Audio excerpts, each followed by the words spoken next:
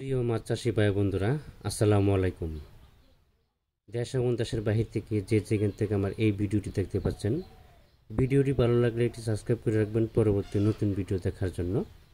আজকে আমি আলোচনা করব 2025 সালের নতুন বছরের ব্ল্যাক কাপ মাছের পোনা সম্পর্কে। যাদের পুকুরে অতিরিক্ত শামুক আছে, শামুক, ঝিনুক বা ময়লা, শামুক, ঝিনুক, ময়লা অতিরিক্ত যাদের পুকুর আছে, এই ব্ল্যাক কাপ মাছের পোনাগুলো আপনারা প্রতি শতকে 20 পিস বা 25 পিস করে ছাড়তে পারেন বা 15 পিস করে ছাড়তে পারেন। দেখেন স্ক্রিনে যে মাছগুলো দেখানো হচ্ছে, এই মাছগুলো সাইজ হলো 4 ইঞ্চি 5 ইঞ্চি। যাদের 4 ইঞ্চি, 5 ইঞ্চি, 2 ইঞ্চি, 2.5 ইঞ্চি, 3 ইঞ্চি ব্ল্যাক কাপ মাছের পোনা লাগবে, আমাদের সাথে যোগাযোগ করতে পারেন।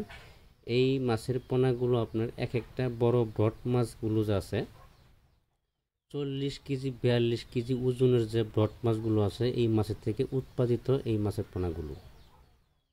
আপনারা এই মাছগুলো বছর যদি 1 বছর রাখেন, তাহলে অনায়াসে আপনার 4 কেজি বা 4.5 কেজি 5 কেজি ওজন আসবেই, এটা কোনো মিস নাই।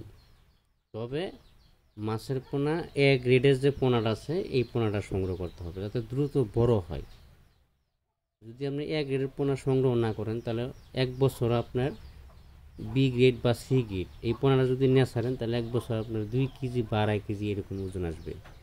বড় ব্রড মাছ থেকে যে উৎপাদিত পোনাগুলো আছে, এই ধরনের মাছের পোনা লাগবে আপনাদের, তাহলে দ্রুত বড় হবে।